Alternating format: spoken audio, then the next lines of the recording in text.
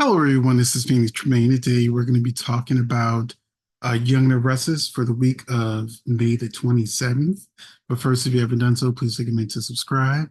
If you have subscribed, thank you very much. I do appreciate it. Please hit that like button so YouTube knows it's a good channel for soap fans. They are both free to do. It helps out a lot. I'd really appreciate it if you took a few seconds to do that.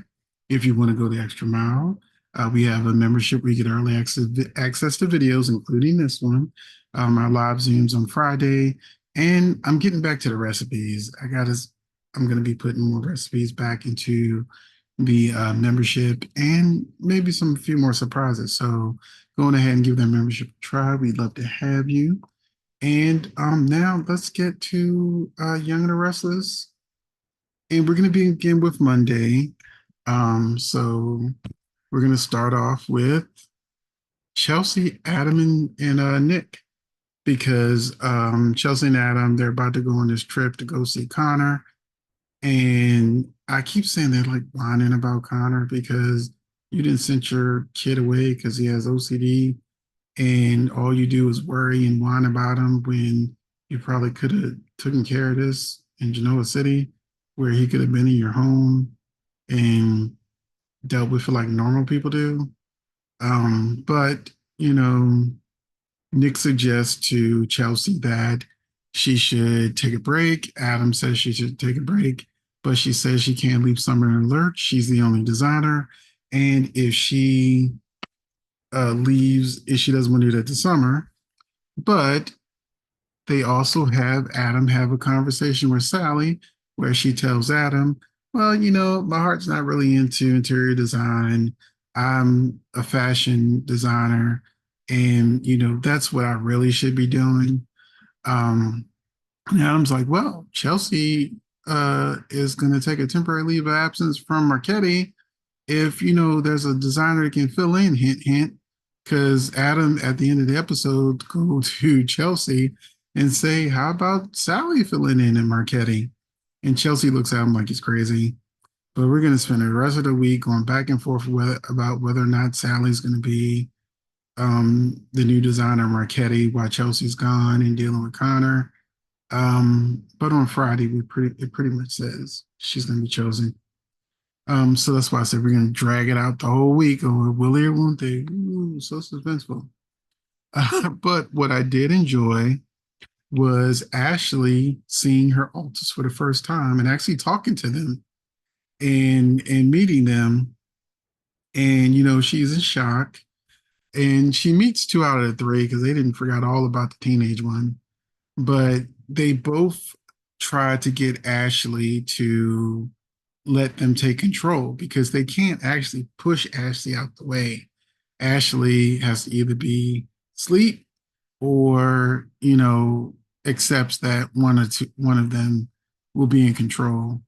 But she sort of comes out of it scared, more scared than ever, knowing she needs help. And she tells Jack and Tracy what happened and that Alan had this idea about going to Paris and figuring out her trauma. But when she mentioned Paris, both Belle and Miss Abbott told her, look, you ain't gonna like what you find out in Paris, so you need to stay far, far away from Paris. So of course she goes to Alan and tells Alan, okay, I want to go to Paris and find out the truth. And while everybody's going to Paris, they just throw Tucker in because we already know Audra's in Paris trying to take over Tucker's company. So Tucker tries to stop Audra from Genoa City, but she's still working behind the scenes. So he's going to be in Paris. So you got Audra, Tucker, Alan, and Ashley all going to be in Paris at the same time. Feels like a recipe for disaster. But the main storyline, what people tune in for, is Jack discovering Michael and Cole with Jordan. And he's like, get upstairs. Where Michael manages to convince Victor that, you know, if Nikki finds Jordan by accident the same way Cole did, or Jordan manages to escape, then is going to risk Nikki's sobriety and put his family in danger, that she belongs in a proper facility And that dungeon that he has in the house, he needs to destroy it because once they let, you know, Jordan go back to the authorities, and she's going to start saying, well, Victor had me captive. If they check his house, they're going to find a dungeon. And then her story's going to check out, then Victor's going to be in trouble. So Victor, at the end, being Victor, gets very angry and tells Cole and Michael that he will never forgive them because they're making a wrong move.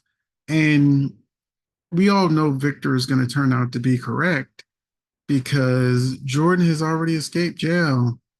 You know, Jordan has wreaked havoc on his family twice, and keeping her under lock and key, you know, he should have just killed her. But of course, she's a fan favorite, so that's not going to happen.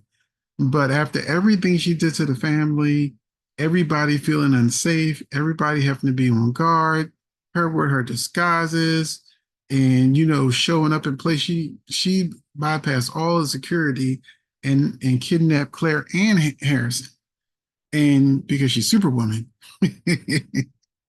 So I was actually with Victor. She's still in jail. She's still being taken care of. He's not starving to death or nothing. I hate Brussels sprouts. My mother used to always try to trick me to eat Brussels sprouts. I don't like them, so she could never trick me.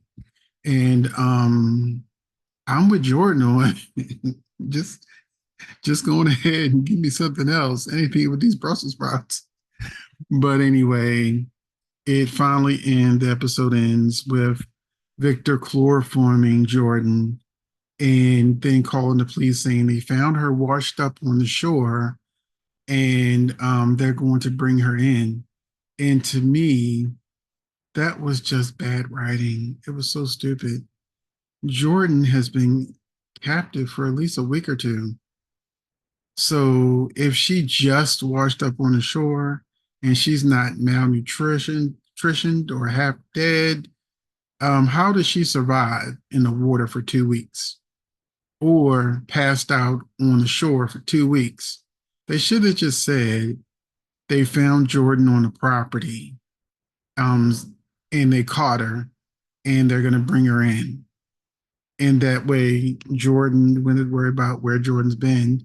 Jordan, they went over the bridge, and you know she survived. Everybody assumed she was dead, but you know Jordan being Jordan, she tried to come after his family again, but his security got him. Now I'm a writer, and let me tell you that would have just been the easiest way to do it. Period.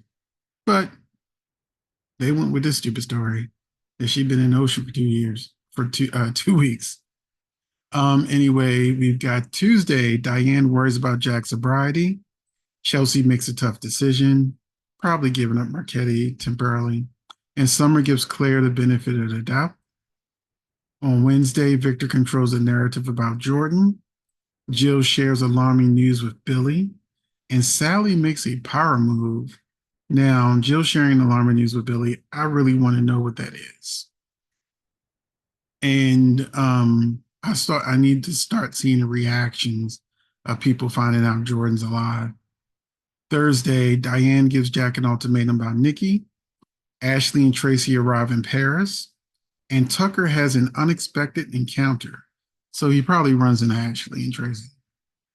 Friday, Victor holds Michael accountable for his actions. Has Jordan escaped already? I don't know. Jack and Nikki reach an understanding, and Summer calls a truce with Sally.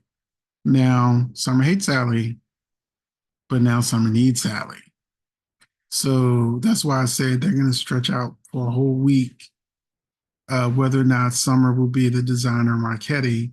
But this leaves me with the question, if Chloe's not a designer and Sally and Chloe are partners, so Sally's just going to look out for herself, and what happens to Chloe?